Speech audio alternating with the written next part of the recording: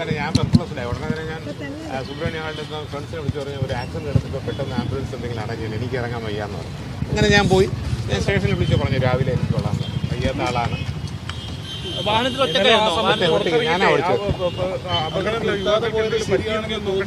എന്നെ കൊണ്ട് വയ്യ, ഞാനൊരു ക്യാൻസർ പേഷ്യന്റ്. ഇപ്പം ചിക്കൻ കുനിയെ അടിച്ചാൽ നിൽക്കുന്നത്, നിങ്ങൾക്ക് പകരില്ല, പേടിക്കണ്ടേ, കൊതു അടിച്ചാലേ പകരത്തുള്ളൂ. അങ്ങനെ വയ്യാത്ത നിൽക്കുന്നതാണ്, വീട്ടിൽ വൈഫ് ഒറ്റയ്ക്കുള്ളൂ, അതുകൊണ്ട് പോയതാണ്. അത് എൻ്റെ പേരിലൊരു തെറ്റായിരിക്കും. അത് വിളിച്ചറിയിച്ചു. പിന്നെ രാത്രി വരാൻ ബുദ്ധിമുട്ടുള്ള അസുഖമാണ്, രാവിലെ വന്നാൽ മതി. പിന്നെ അത് തീർച്ചയായിട്ടും കൊടുക്കണമല്ലോ. അങ്ങനെ നിർത്താതെ പോകുന്നതല്ല, വണ്ടിയിൽ എൻ്റെ വണ്ടിയിൽ വന്ന് ഇടിക്കുകയായിരുന്നു, സ്പീഡിൽ വന്നിട്ട്. ഞാൻ വേണ്ട ക്ലബിൻ്റെ മുമ്പ് ക്രോസ് ചെയ്യാൻ പതുക്കെയല്ലേ പറ്റൂ, അത് നിങ്ങൾക്ക് CCTV കാണാം. നമസ്കാരം. നാട്ടിൽ ആരും മന്ത്രവാദം നടത്തിയാലും കോഴിക്ക് കിടക്കപ്രതിയില്ല എന്ന് പറഞ്ഞ കണക്കാണ് സിനിമാക്കാരുടെ കാര്യം. എന്നാൽ ഇതറിയാവുന്ന സിനിമാക്കാർ അല്പം മാനം മര്യാദയും നിയമവും പാലിക്കണ്ടേ എന്ന് ചോദിച്ചാൽ പാലിക്കില്ല. നമുക്ക് 2 കൊമ്പുണ്ട് എന്നുള്ള രീതിയിലേ നടക്കൂ. എന്താണ് അതിൻ്റെ മാനദണ്ഡമെന്ന് എനിക്ക് മനസ്സിലാവുന്നില്ല.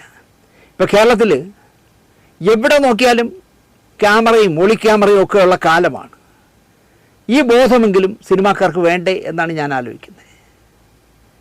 നമ്മൾ എന്താ പറയുക, കുറച്ച് സ്വയം നിയന്ത്രിക്കുന്നത് നല്ലതാണെന്ന് പറയും എല്ലാ കാര്യത്തിലും. മാനം മര്യാദയ്ക്ക് മോളുമായി അഭിനയിച്ച് കിട്ടുന്ന കാശ് കൊണ്ട് നന്നായി ജീവിക്കുന്നു എന്ന ഇമേജുള്ള ഒരു നായികയായിരുന്ന നടി ഭർത്താവുമായി എന്തുകൊണ്ടോ തല്ലിപ്പിരിഞ്ഞു പോയതാണ്. ഒരു സീരിയലിൽ അഭിനയിക്കാൻ നടി അതിരാവിലെ സ്വന്തം കാറിൽ സ്വന്തം ഡ്രൈവറുമായി ലൊക്കേഷനിൽ വന്നു. ലൊക്കേഷനിൽ അല്പം മാറ്റി കാർ ഒതുക്കിയിട്ടിട്ട് അതിലിരുന്ന് ഡ്രൈവറും നടിയും കൂടെ സംസാരിക്കുകയാണ്. നടി ഇറങ്ങുന്നില്ല. അപ്പോൾ സ്വാഭാവികമായിട്ടും സെറ്റിൽ ഇരിക്കുന്ന പിള്ളേരല്ലേ, എല്ലാം പിള്ളേർ ശ്രദ്ധിക്കും. കഷ്ടകാലത്തിന് അന്ന് ക്യാമറ സെറ്റ് ചെയ്തുകൊണ്ടിരുന്നത് ഷൂട്ട് ചെയ്യാൻ പോകുന്ന വീടിൻ്റെ മുറ്റത്ത് വെച്ചായിരുന്നു. ക്യാമറ അസിസ്റ്റൻ്റ് ചുമ്മാ വ്യൂ ഫണ്ടിലൂടെ നോക്കുമ്പോൾ കാണുന്ന കാഴ്ച നായികയും ഡ്രൈവറുമായുള്ള മൂരി ശൃംഗാരമായിരുന്നു. അവനത്ര റെക്കോർഡ് ചെയ്തു, കാണേണ്ടവരെയൊക്കെ കാണിച്ചു കൊടുത്തു. സംഗതി പാട്ടായി. നടി ഇപ്പോൾ മലയാളം വിട്ട് തമിഴിലോ തെലുങ്കിലോ ആണ് അഭിനയം സീരിയലിൽ. അല്പശ്രദ്ധക്കുറവിൽ പറ്റിയതാണ്. നാറിപ്പോയി ശരിക്കും. ഒരു ഷൂട്ടിംഗ് ലൊക്കേഷനിലൊക്കെ വളരെ മാന്യായ സ്ത്രീയായിരുന്നു. ഈ ഒരു ഇഷ്യൂയോടുകൂടി അവർ നാറിപ്പോയി. നമ്മുടെ ചുറ്റിനും ക്യാമറ കണ്ണുകളുണ്ട് നമ്മളെ നോക്കാൻ എന്നുള്ളൊരു ബോധമില്ലാതെ പോകുന്നതിലാണ് ഇതൊക്കെ സംഭവിക്കുന്നത്. അത്തരം ഒരു ശ്രദ്ധക്കുറവ് മണിയമ്പിള്ള രാജുവിന് വരാൻ പാടില്ലായിരുന്നു. തലസ്ഥാനത്തെ വമ്പന്മാരുടെ വാസസ്ഥലമാണല്ലോ ട്രിവാൻഡ്രം ക്ലബ്ബ്. ഒരു നേരമാവുമ്പോൾ തലസ്ഥാനത്തെ മുന്തിയ കൊച്ചമ്മമാരും കൊച്ചണ്ണന്മാരും ഒക്കെ കൂടുന്ന ഇടമാണ്. വമ്പന്മാരുടെ മാത്രം, പാവങ്ങൾക്കും അവിടെ അഡ്മിഷൻ കിട്ടില്ലല്ലോ. 5 ലക്ഷം എന്തോ ആണ് അഡ്മിഷൻ ഫീസ് ചെയ്യാൻ, ആര് കൊടുക്കും? പാവപ്പെട്ടവർ. മദ്യപാനം, പരദൂഷണം, ചീട്ടുകളി, നല്ല ഭക്ഷണം എല്ലാം അംഗങ്ങൾക്ക് കിട്ടുന്ന ഇടമാണ് ഈ ക്ലബ്ബ്. രാഷ്ട്രീയക്കാരും സിനിമാക്കാരും മുതലാളിമാരും വക്കീലന്മാരും വലിയ പോലീസ് ഏമാന്മാരും ഒക്കെ സന്ധിക്ക് ഒത്തുചേരുന്ന സ്ഥലവുമാണ്. അതുകൊണ്ട് ആർക്കും എന്ത് തെമ്മാടത്തിലും കാണിക്കാം, സപ്പോർട്ട് കിട്ടും. കാരണം വലിയ വലിയ ഉയർന്ന പോലീസ് ഉദ്യോഗസ്ഥന്മാർ വന്നിരുന്ന് വെള്ളം അടിക്കുന്ന സ്ഥലമാണ്. ക്യാൻസറിൽ നിന്നും അത്ഭുതകരമായി രക്ഷപ്പെട്ട മണിയമ്പിള്ളയ്ക്ക് ഇപ്പോൾ ചിക്കൻ കുനിയ കൂടെ ഉണ്ടെന്ന് മണിയമ്പിള്ള തന്നെ പറയുന്നു. അതെന്ത് കുന്തം വേണമെങ്കിലും ആയിക്കോട്ടെ. ഇപ്പോൾ ഈ അടുത്ത കാലത്ത് ചോട്ടയും മുംബൈ എന്ന് പറഞ്ഞാൽ അദ്ദേഹം പ്രൊഡ്യൂസ് ചെയ്ത ചോട്ടാ മുംബൈ റിലീസായല്ലോ DTSൽ, അല്ല നമ്മുടെ 4KVയിലൊക്കെ. അതിൽ പോലും ചുമ്മാ ഇരുന്നുകൊണ്ട് തന്നെ അദ്ദേഹത്തിന് 4-5 കോടി കിട്ടിയെന്ന് പറയും. മണിയമ്പിള്ള രാത്രി വൈകി തൻ്റെ ഓൾവോ കാറിൽ ക്ലബ്ബിൽ നിന്ന് പുറത്തേക്ക് വരുന്നു, ട്രിവാൻഡ്രം ക്ലബ്ബിൽ നിന്ന് പുറത്തേക്ക് വരുന്നു ഓൾവോ കാറിൽ. 4 വരി പുതിയ പാതയാണ്, മാനവീയം വീതി പോലെ മനോഹരമായി ചെയ്തിട്ടിരിക്കുന്ന ഊരാളുങ്കൽ സൊസൈറ്റി ചെയ്ത മനോഹരമായ കൊതിപ്പിക്കുന്ന റോഡാണ്. പതിയെ റോഡിലേക്ക് ഇറങ്ങിയ കാറ് വലതുവശത്തേക്ക് തിരിയുമ്പോൾ അതിവേഗത്തിൽ വന്ന ഒരു വില കൂടിയ ബൈക്ക് കാറിൽ വന്നിടിക്കുന്നു. പിന്നാലെ വേറൊരു ബൈക്കും വന്നിടിക്കുന്നു. ഈ ബൈക്ക് ഓടിച്ചിരുന്നവന്മാർ ഇവിടേക്കോ പറന്നു പോയി. അത്ര വേഗതയിലാണ് ഓടിച്ചു വന്നത്. അപകടം ആർക്കും വരാം. മണിയമ്പിള്ളയ്ക്കും വന്നു. കാർ ഓടിച്ചിരുന്നത് ഞാനാണെന്ന് പിള്ള അടിച്ചു പറയുന്നു, അല്ല മറ്റൊരാളായിരുന്നുവെന്ന് കാണികൾ പറയുന്നു. അതൊരു പെണ്ണുമ്പിള്ളയായിരുന്നെന്നും ചിലർ പറയുന്നു, ചില ചാനലുകൾ പറയുന്നു. മണിയമ്പിള്ള പറഞ്ഞു പെണ്ണും ഇവിടെ കൊഴിയൊന്നും ഇല്ലായിരുന്നു, ഞാൻ ഒറ്റയ്ക്കായിരുന്നു, ഞാനാണ് ഓടിച്ചത് എന്നൊക്കെ അദ്ദേഹം പറയുന്നു. എന്തായാലും അദ്ദേഹം വണ്ടി നിർത്താതെ മുങ്ങിക്കളഞ്ഞു. മുങ്ങി. നമ്മൾ തെറ്റ് ചെയ്തിട്ടില്ല എങ്കിൽ മുങ്ങണ എന്തിനെന്നേ. അതും ട്രിവാൻഡ്രം ക്ലബ്ബിൽ നിന്ന് ഇറങ്ങി വരുന്നതാകുമ്പോൾ എന്തെങ്കിലും പ്രശ്നം വന്നാലും ട്രിവാൻഡ്രം ക്ലബ്ബിൽ നിന്ന് 50 പേര് ഇറങ്ങി വരാനുണ്ടല്ലോ. പക്ഷേ പുള്ളി കാറും എടുത്തുകൊണ്ട് മുങ്ങിക്കളഞ്ഞു. ഈ വീണവും ചത്തോ ഉണ്ടോ കൈയൊടിഞ്ഞോ കാലൊടിഞ്ഞോ തലപൊട്ടിയോ ഒന്നും പുള്ളി നോക്കിയില്ല. പുള്ളി അങ്ങ് പോയി. 2 ബൈക്കുകൾ എവിടുന്ന് വന്നു എവിടേക്ക് പോയി എന്നൊന്നും ഞാൻ കണ്ടില്ല എന്നാണ് അദ്ദേഹം പറയുന്നത്. അപ്പോൾ തിമിരമുള്ളത് കൊണ്ടാണോ, രാത്രി ഒന്നും കാണാൻ പറ്റാത്ത ആളാണെങ്കിൽ കാർ ഓടിക്കാതിരിക്കുന്നതല്ലേ നല്ലത്. ഞാനാകെ വരണ്ടു പോയി എന്നാണ് മണിയമ്പിള്ള പറഞ്ഞത്. ജീവിതത്തിൽ മണിയമ്പിള്ള വരലില്ല. മണിയമ്പിള്ള നല്ല സ്ട്രോങ് ആണ്. അദ്ദേഹം പറയുന്നത് ഞാൻ വരണ്ടു കേട്ടോ, ഈ 2 പിള്ളേർ എങ്ങോട്ട് പോയി എന്നറിയാതെ ഞാൻ കാർ നിർത്താതെ ഓടിച്ചു പോയി. അപകടം നടന്ന വിവരം ട്രിവാൻഡ്രം ക്ലബ്ബ് സെക്രട്ടറിയെ വിളിച്ച് പറഞ്ഞു. അവർ ആംബുലൻസ് വരുത്തി ഇവരെ ആശുപത്രിയിലാക്കി. പോലീസിലും മണിയമ്പിള്ള തന്നെ വിളിച്ചു പറഞ്ഞു എന്നൊക്കെയാണ് മണിയമ്പിള്ള തന്നെ പരസ്യമായി ഇന്ന് രാവിലെയും ഒക്കെ പറഞ്ഞത്. 100% കള്ളമായിരുന്നു എന്ന് പോലീസ് പറയുന്നു. പോലീസിനെ വിളിച്ചിട്ടില്ല. പക്ഷേ മണിയമ്പിള്ള പറയുന്നു ഞാൻ പോലീസിലൊക്കെ വിളിച്ചറിയിച്ചു. അത് നമ്മൾ അറിയിക്കണ്ടേ? നമ്മുടെ ഭാഗത്തുനിന്ന് തെറ്റില്ലെങ്കിലും എൻ്റെ കാറിൽ ഒന്ന് ഇടിച്ചതല്ലേ, 2 ചെറുപ്പക്കാർ എങ്ങോട്ട് പോയെന്ന് ഞാൻ കാണാത്തതല്ലേ, അതുകൊണ്ട് ഞാൻ അപ്പം തന്നെ പോലീസിൽ വിളിച്ചു എന്ന് പറയുന്നു. പോലീസുകാർ പറയുന്നു അവിടെ വിളിച്ചിട്ടേ ഇല്ല. പുട്ടിന് പീരീഡും പോലെ ഇടയ്ക്കിടെ ഞാൻ ക്യാൻസർ രോഗിയാണ്, ഇപ്പം ചിക്കൻ കുനിയ കൂടെ ഉണ്ട്, പക്ഷേ പകരുന്നതല്ല, ചിക്കൻ കുനിയ എന്നൊക്കെ ഉള്ള തമാശ പോലെയൊക്കെ വച്ചടിക്കുന്നുണ്ട്. പക്ഷെ ആരും ചിരിക്കുന്നില്ല. തെറ്റ് നമ്മുടെ ഭാഗത്തായാലും അപകടത്തിൽപ്പെട്ടവരുടെ ഭാഗത്തു നിന്നായാലും പെട്ടെന്ന് അവരെ എടുത്ത് കാർ കയറ്റി ആശുപത്രിയിൽ എത്തിക്കേണ്ടതാണ് സാമാന്യ മര്യാദ. പക്ഷെ മണിയമ്പിള്ള അത് കാണിച്ചില്ല. അപകടം നടന്നതോടെ മണിയമ്പിള്ളയുടെ ഫോൺ ഓഫായി. അതും അറിയാതെ സംഭവിച്ചെന്നായിരിക്കും പുള്ളി പറയണത്. പുള്ളി ഓഫ് ചെയ്തു ഫോണ്. പിറ്റേ ദിവസം ഇന്നലെ രാവിലെ ഓണായി.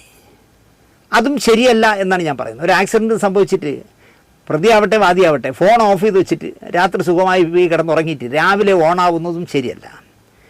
വീട്ടിൽ പോലീസ് എത്തുമ്പോൾ വീട് പൂട്ടിയിട്ടിരിക്കുന്നു. അപ്പോൾ വീട്ടിലും ഇല്ല, മണിയമ്പിള്ളയില്ല, ഭാര്യയില്ല, കാർ വഴിയിലൂടെ ഇട്ടിരുന്നു.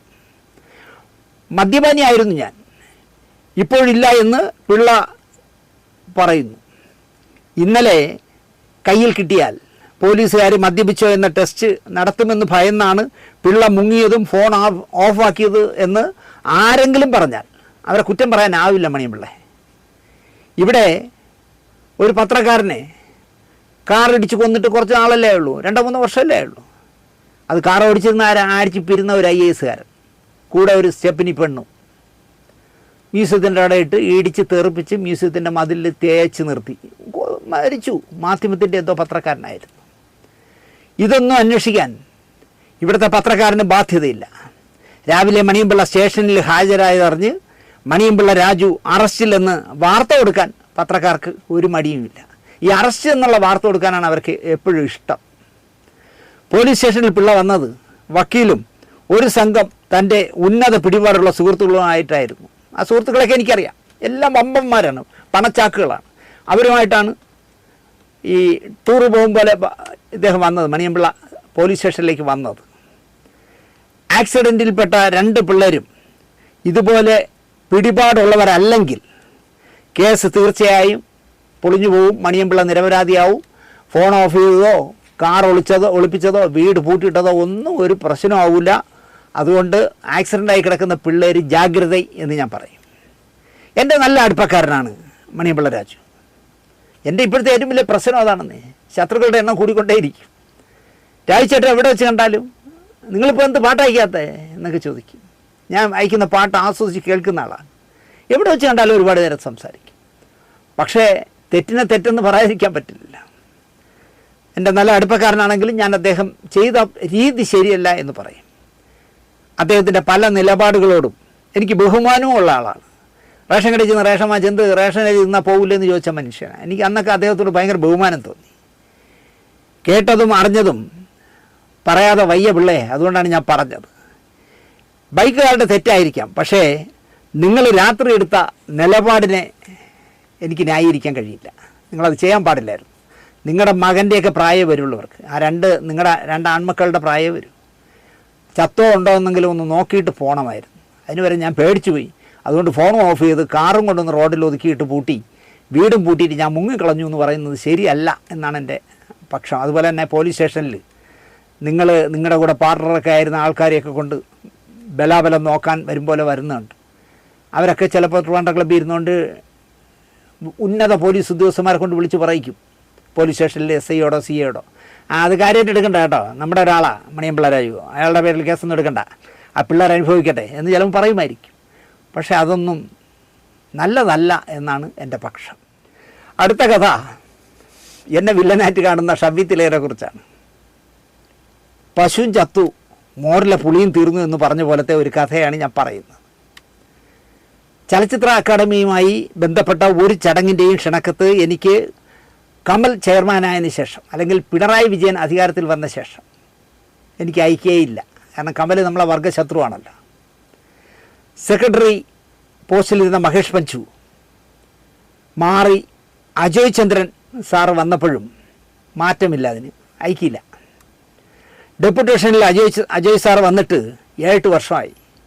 ഈ മന്ത്രിസഭയുടെ കാലാവധി തീരും വരെ അദ്ദേഹം തുടരും. LDF തന്നെ വീണ്ടും വരികയാണെങ്കിൽ ആര് സിനിമാ മന്ത്രിയായാലും അജോയും സംഘവും തുടരുമെന്നാണ് എൻ്റെ വിശ്വാസം. കാരണം അങ്ങനെ പിടിക്കാനുള്ള കഴിവുണ്ട്, സോപ്പിട്ട് നിൽക്കാനുള്ള കഴിവുണ്ട്. PSCയെയും എംപ്ലോയ്മെൻറ്റ് എക്സ്ചേഞ്ചിനെയും നോക്കുകുത്തിയാക്കിക്കൊണ്ട് 8-10 വർഷമായി ഡെയിലി വേജസിലും പിന്നെ പിൻവാതിൽ നിയമനത്തിലൂടെയും സ്ഥിരപ്പെടുത്തിയവരും ചേർന്ന് ഏത് കൊടി കെട്ടിയവൻ ചെയർമാനായാലും അക്കാഡമി ഹൈജാക്ക് ചെയ്ത് ഈ ദിവസവേതനക്കാർ ഭരിക്കുന്നു അക്കാഡമിയെ. അതാണിപ്പോൾ നടന്നുകൊണ്ടിരിക്കുന്നത്. അല്ലെങ്കിൽ ഈ ഡെപ്യൂട്ടേഷൻകാരാണ് ഇപ്പോൾ അക്കാഡമി ഭരിക്കുന്നത്. അപ്പോൾ സിനിമാ മന്ത്രി കാണിക്കുന്ന വങ്കത്തരങ്ങളെപ്പറ്റിയും അക്കാഡമിയിൽ കാണിക്കുന്ന മണ്ടത്തരങ്ങളെപ്പറ്റിയും മോഷണത്തെപ്പറ്റിയും വിമർശിച്ചാൽ ആര് ക്ഷണിക്കും എന്നെ എന്ന് എനിക്ക് തന്നെ അറിയാം. ആരും ക്ഷണിക്കില്ല. ക്ഷണിച്ചില്ലെങ്കിൽ പുല്ലേ മാത്രമെന്നാണ് ഞാൻ കരുതാറ്. ഫിലിം ഫെസ്റ്റിവലിന് ക്ഷണിച്ചില്ല എങ്കിൽ, അല്ലെങ്കിൽ എന്താ പറയുക, ചലച്ചിത്ര അവാർഡ് കൊടുക്കുന്നതിന് ക്ഷണിച്ചില്ലെങ്കിൽ പുല്ലേ മാത്രം എന്ന് ഞാൻ വിചാരിക്കുന്നുള്ളൂ. അതൊക്കെ അവർക്ക് പറ്റിയ കുറേ കൈകളുണ്ട് ഇവിടെ. അവരെ വിളിച്ച് ക്ഷണക്കത്ത് കൊടുത്ത് അങ്ങനെ ആഘോഷിച്ച് ആ ഫുട്പാത്തിലൂടെ ഇറക്കി കൊണ്ടുവന്ന് സീറ്റിൽ കൊണ്ട് ഇരുത്തണോണം കാണാൻ, പഞ്ചപുച്ഛം അടക്കി. അങ്ങനെയുള്ള കുറേ അമ്മച്ചിമാരെയും കുറേ അണ്ണന്മാരെയും മാത്രം മതി അവർക്ക്, സിനിമാക്കാരെ വേണ്ട എന്നായിരിക്കും. ഒരിക്കൽ കൂടി ഭരണത്തിൽ വന്നാൽ ദയവായി സിനിമാ മന്ത്രിയെങ്കിലും സിനിമാ വകുപ്പെങ്കിലും ഗണേശന് നൽകിയാൽ സിനിമയും സിനിമാക്കാരും രക്ഷപ്പെടും എന്ന വിശ്വാസക്കാരനാണ് ഞാൻ. ഫെസ്റ്റിവൽ ഓഫീസ് സമുച്ചയം വരികയും ചെയ്യും ഗണേശൻ വന്നാൽ. ഈ അക്കാഡമിയിലും ക്ഷേമനിധിയിലും KSFDCയിലും ഒക്കെ അഴിഞ്ഞാടുന്ന അഴിഞ്ഞാട്ടങ്ങളൊക്കെ ഗണേശൻ വന്നാൽ നിൽക്കുകയും ചെയ്യും. നിലയ്ക്ക് നിർത്താൻ അദ്ദേഹത്തിന് അറിയാം, അതുകൊണ്ടാണ്. പക്ഷേ അതുകൊണ്ട് തന്നെ ഗണേശന് കൊടുക്കാൻ വഴിയില്ല.